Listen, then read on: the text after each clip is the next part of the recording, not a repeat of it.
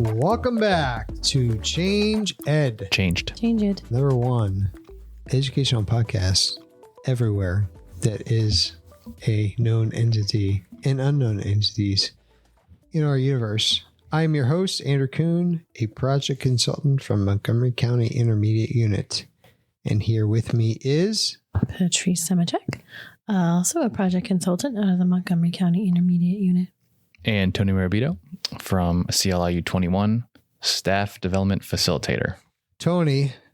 You said you have a question that I will not be able to answer before we started this podcast. So I am ready for your question, sir. I'm hoping you can answer this. This is a Are You Smarter Than a Fifth Grader science-based question. Please listen carefully. I know this is... Is this multiple choice? It sure is. Okay. Oh. What do plants use to make their own food during photosynthesis? A, oxygen. B, water. C, sunlight. D, all the above. D, all the above. D is correct. Yay! Plants use sunlight, water, and carbon dioxide to make food during photosynthesis. Oxygen is actually a byproduct, but it's part of the process. So it is all the above. Good thing I paid attention in class when we talked about that. I feel like we talked about photosynthesis and plant. A lot. A lot. Yeah, that's because that's all we know. Chlorophyll, more like borophyll. And it was just memorizing it. And I remember thinking, this is the worst. Like, it is not fun. It is not science. It is not like, I remember thinking in seventh grade, like, I don't want to do this anymore. Why am I here? I was a struggling reader, and that's why I hated science, because it was just so much reading. textbook, and then here's a quiz. Ew. And I think I want to expand on this. I jumped right into cross-cutting concepts because that was the first thing I thought of that was absent there. But I think we can talk about it from three-dimensional learning and look at it from a broader lens. And that lens would be, when I was learning this science that you asked me about, it was all about knowing. So with three-dimensional learning, we talk about it from knowing, which is the disciplinary core ideas, thinking, which would be cross-cutting concepts, and doing, which we call it the science and engineering practices. And honestly, I was like, science, why are we doing science? If we know all these things, why do I have to learn this? Like, everything's already been figured out. Everything's already been discovered. And I was a kid in elementary school thinking this, not, oh my gosh, the possibilities. There's a whole world of wonder out there. Yeah. There's lots for us to figure out. Yeah. So I found myself moving in that realm instead of being curious and wanting to figure out more to, I must not know this. Somebody's already figured this out, why X, Y, and Z is happening. So there's so much natural phenomenon that's happening in the world around us, but we don't take the time to slow down our lives and actually look at it and ask the questions and be curious, because we were, if I could almost use the word conditioned, to be like, I have to know the answer. If I don't know the answer, then I'm not smart enough, or I shouldn't be in this realm. Have you had a similar experience? Patrice? Can you rephrase it? No, listen, I was full-fledged into a question I wanted to ask Andrew, and then he asked me one. So here's what I was trying to do. I was trying to write down the podcast that we've already done, so that way I know where we're at in terms of recording. I'm sorry. Can you ask that question again? I will.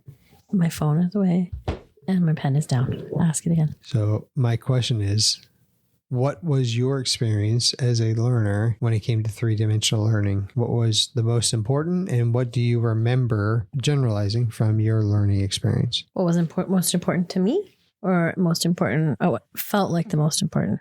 What felt like it was the most important thing? It depended for me on the class. So my physics class, I think we've talked about Bob before, where my physics teacher assigned problems that were all the odd problems, and all the answers were in the back of the book. And we called him Bob because we legitimately weren't required. Yeah. And we weren't required to show work. We weren't required to do anything other than answer the questions. Now, I think looking at it from a teacher's lens, having the answers in the back of the book sounds like a great idea, because you're self-checking as a 17-year-old or 16-year-old in a physics class that no one enjoyed being in, because it was like Bears Bueller's teacher. Like, that's what it felt like, sounded like. It became this thing where I learned literally no physics. And looking at things now, like, physics is actually one of the more fun sciences. Like, you can do a lot of really cool stuff. We went on a field trip to Universal to study the roller coasters as part of Forgot you went to school in Florida. Yeah. As part of my physics class. But I think people go to Dornier or whatever around here. They do. As part of their physics class. So like that stood out But did we do physics on the Hulk? Sure did not. Did we get on the Hulk 4 times? Sure did. Like there was no learning that actually took place. But when I look back at like my biology class where I was in biology and we were dissecting all kinds of crazy things. We were analyzing like bones. That led me to like my interest in the forensics piece because I was so into the science and doing all the things. So for me, it depended on the class that I was in. So in bio, because I think it was a little more tangible, I retained a lot more in that class because I had my hands in it. I was doing the stuff. I was thinking about it. There was no Bob to assist me. Physics, what I remember from physics is Bob, not physics at all. For my experience, it was a lot of DCIs, the main science content, and then the CCCs, the big ideas that connect those. The SCPs were you almost had connecting ideas. I had a very isolated bits classes. and pieces. That's nice. No SCPs. No. But like when you just said bio, I remember dissecting frogs with Mr. Sabo, who Mr. Sabo was an all-time great. But other than that, I don't remember too many things that were hands-on. Or if they were hands-on, it was rushed because we only had 20 minutes. At no fault to my teachers. At the end after the lecture. And all my teachers were amazing people. I still talk to a ton of them, but that wasn't the expectation. So I just think they were doing what they knew best. Well, and in reality too, like forever and ever and ever, not just because of state testing. Testing has always been about the knowing. What do you know? Even before state testing, because I think some of us are more No Child Left Behind people than others, kind of came out when I was in, I think, middle school. But even the testing that we had was still all on the knowing. So if I'm taught a certain way, I'm going to teach the same way. And if I'm assessed, like it's this vicious cycle that I think it's really hard to get out of. If I wasn't washing dishes at my parents' pizza shop and I had time to memorize the science vocab, then I did great on the test. Yeah. Andrew? I'm also interested in what you said, Tony, because I don't know that is the usual experience. I would say for most educators that we talk to, knowing is king. That by and large is still the case out in education, that knowing is most important. Then I think the SEPs or the doing is what would follow up after that. And the very last, if there's any time at all left in the schedule, would be trying to incorporate that thinking, which are the cross-cutting concepts. And I think that's why we struggle with them so much, is because it's not been modeled really in any capacity. No model. And making those connections are so important. But as Patrice said, it's not necessarily something that can be tested. So we struggle in education when it's not something that we can quantify. We're talking about a quality thing, not a quantifiable thing, which is this thinking part, this just bringing in these big easily concepts. Quantifiable. I think in a system that's churning out results, you can quantify the thinking with more open-ended, interconnected questions. It's not easily scored and graded. And the other thing that I think sometimes we fall into the trap of is I know this version of an answer to be true. And if my student's response doesn't match this version, or they're too outside of the box and they're thinking it doesn't align with what I'm looking for, it's not as easily graded. So I think there are opportunities for it. I think the hard part is giving time to grade it. We're not given enough time in any capacity to teach it and grade it in a way that would make a whole lot of sense. I think that that's kind of a huge disservice that we're also giving to our teachers too, is that they don't have enough time to do any of this. Correct. And that they're always being asked to do more and more and more. Yeah. Time is always being taken away. Yeah. So let me ask you this, circling back to the original question, photosynthesis. How would you, it's my downfall, I can only look at things through elementary lenses, but how would you Steelsify such a lesson for fifth grade, 8th grade, 10th grade when it comes to photosynthesis? I'll let you think about that. I'll give you an example that I saw this year in kindergarten, that a teacher planted seeds in soil, and over time it grew. Students took measurements. They drew models every single day. They would just really quickly work that in. And then she also put rocks in soil and watered them. And so nice. Students could clearly see. Example, non-example. Yes. Yeah, love it. And they worked on that. And that was the conversation that was held in that classroom was so fruitful, no pun intended, that students actually walked away learning that, plants need water, it needs light, it needs time to grow, it needs all of these things to make a plant, as opposed to rocks not growing. But to hear kindergartners talk about something like that was really cool. So not bad. So to your point, I think we can teach the photosynthesis similarly. It's really about getting kids to make the connections, the conversations that go along with it. Because what stands out to me in your example, Tony, is that the kids were talking about the science. The kids were talking about their measurements and those kinds of things. I think that to me is how you Steelsify it. It's less of us giving information, more of students absorbing things through experience or through, it can be through reading. Like, I don't want us to ever get to the point where we're saying you shouldn't be reading in science, because you should. There's a lot of things out there that can help you understand a concept better, because we can't get microscopic in a 5th, 8th grade, sometimes even high school. We can't get to a microscopic level to see what's going on a cellular level with the plants to be able to understand it. So we have to make sense of it through what we already know, through video or through written word or whatever. So I think that for me, the Steelsifying it is the conversations that go along with it and allowing kids to figure it out, instead of a direct response. Like, she could have taken 5 minutes and said, plants need this, this, and this. Rocks aren't living things. Right. They're not going to grow. Boom. Answer solved. Problem moving on. But what she did was she created a situation. I'm assuming it's a she, because I think you said she. I'm sorry. What she did was gave them an opportunity to experience it and potentially fail in their understanding, so that they can make stronger connections to what's happening. So for me, it's more of in the Steelsifying it, it's the students doing the things, not us just telling them what to do. The other thing I like about the analogy that you gave, or the example that you gave, was that they combined more than one thing. So you're combining concepts about living and non-living, but you're learning about it through this idea of photosynthesis. The other part that I was thinking about that I think I would love, and maybe this would be a combination of some capacity, is to bring in other things that we already see, know, or experience. So we as human beings have a way that we consume things, and that we use energy, and that we grow, and that we need things. But that's all of us. So there's an analogy that we can make, like compare and contrast. Getting into those cross-cutting concepts again. How can we compare and contrast ourselves and plants and what they use or consume, or transportation, automobile, right? Like, there's all these things that are utilizing the same concepts, but for a plant, it specifically needs this. For a human, we specifically need this.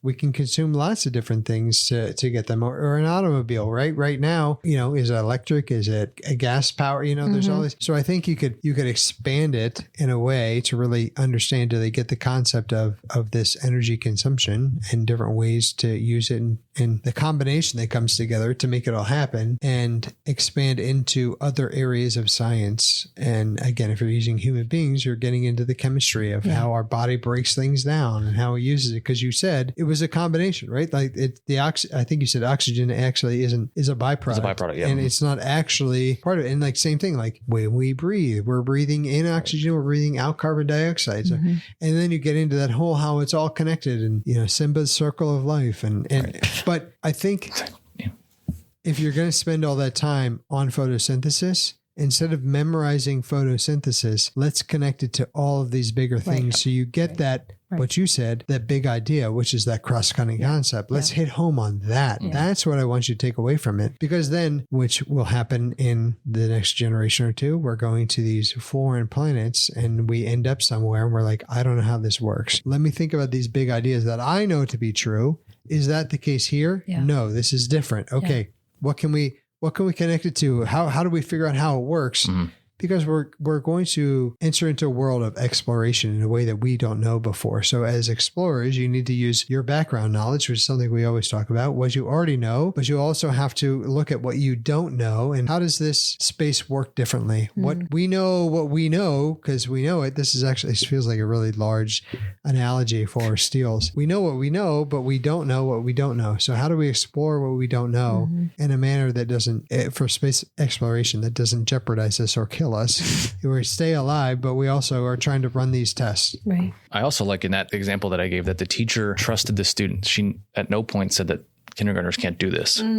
Having them draw what they see, like that, an observation. Now we're doing modeling. They're asking questions. Are they writing it on sticky notes? No, but she's writing them down on the big board and crossing them off as they're answering. So it was just really refreshing to see her give it a shot and the results that came from it. Did you get to talk to her afterwards? And how just a little bit afterward. Yeah. She said it's just a normal lesson. Like the kids are engaged. They're excited about it. It doesn't take more than 5 minutes to do a drawing of what do we see.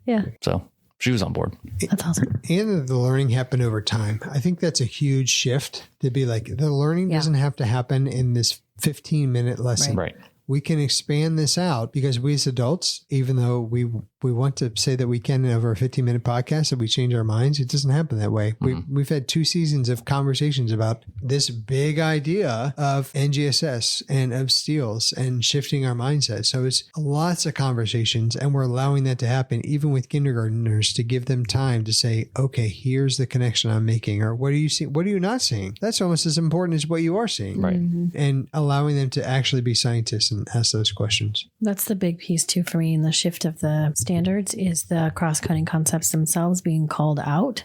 Yeah. And if that's the main focus of those cross-cutting concepts, then that allows us to go, and you say this, you haven't said it in a while, but you said it in a lot of the earlier podcasts, instead of going an inch deep and a mile wide, we're going a mile deep and an inch wide, right? So that is a huge shift in thinking, especially for like our middle school, high school teachers that feel like they have to teach everything about everything, which for a long time they have. Now we're focusing on those cross-cutting concepts and bringing them back in. So that way, when I'm talking at kindergarten or first or second or whatever, by the time I hit 7th or 8th grade, I've talked about patterns. I've talked about all of the things so that I can pull from that background knowledge that I don't have to go so far for so long. Not only that, the kids have been through these lessons then. Yeah. So the drawing, the modeling, the asking questions, the talking, that should all come second nature then. Yeah.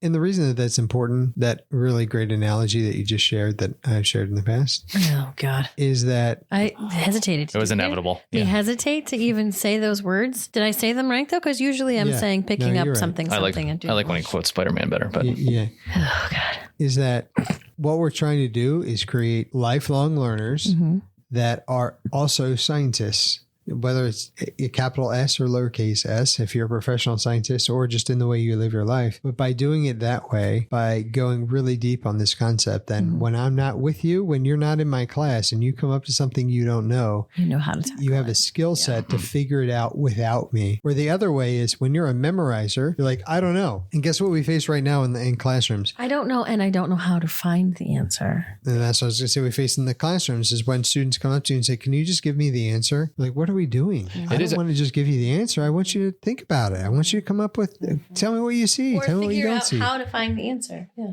it is a big shift though, because kids are just instant gratification now with everything, social media or whatever. They don't have to. So that's another thing that teachers are going to struggle with, is getting students to not give up. Yeah, that's not going away. In fact, it's going to compound. That I think is going to be the biggest learning curve for teachers, is that we have to shift. Not that kids were super great. I got to be honest with you. In the 80s and 90s, I was still like, just give me the answer. Like, I don't care. Give me the answer. But I at least knew how to find the answer a little bit. Like, go in the book and find it.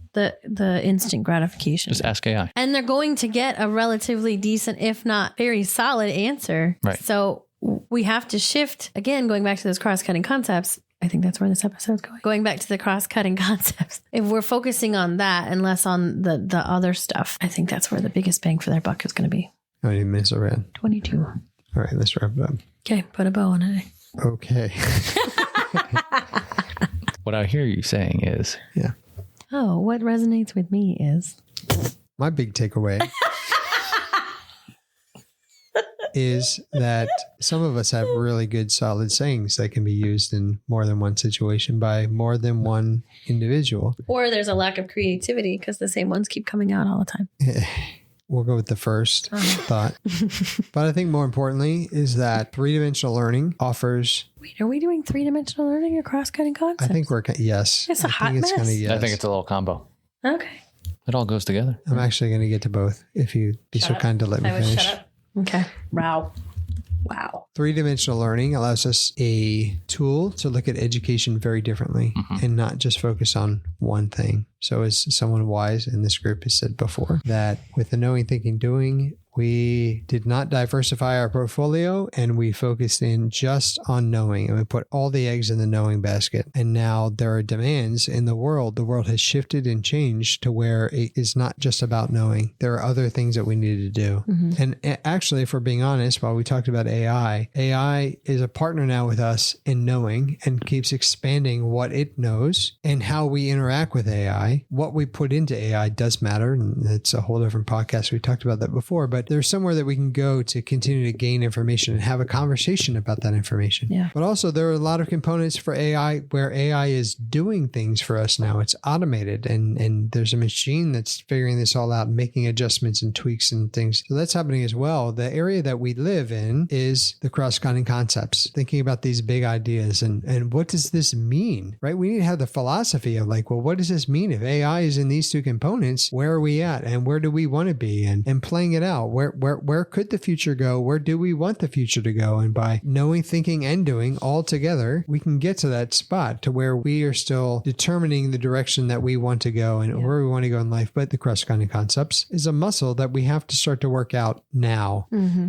We can't just show up and think we're going to work it out. My son is very excited to play football this coming year. And he's already said, Dad, can we start to practice? Because he knows he can't just show up the first day of tryouts and be like, I'm ready to go. So I think innately we know we need to do that work. Mm-hmm. And we're actually, in a lot of ways, with all the conversations about AI, where we're at right now, it feels like a warning shot to be like, hey, let's take a look at this. We know this is coming. This is a really big thing. What can we do differently? And for us in the science world, having the next generation science standards, their philosophy and the thought process and three-dimensional learning is a great tool for us to look at to at least start the conversation to say, here's something we can do differently. Right. And a lot of people that we've talked to have said that these STILS and NGSS standards are the best they've seen, not because of the standards themselves, but because of the philosophies that go behind them and the supports, the three-dimensional learning, the phenomenon.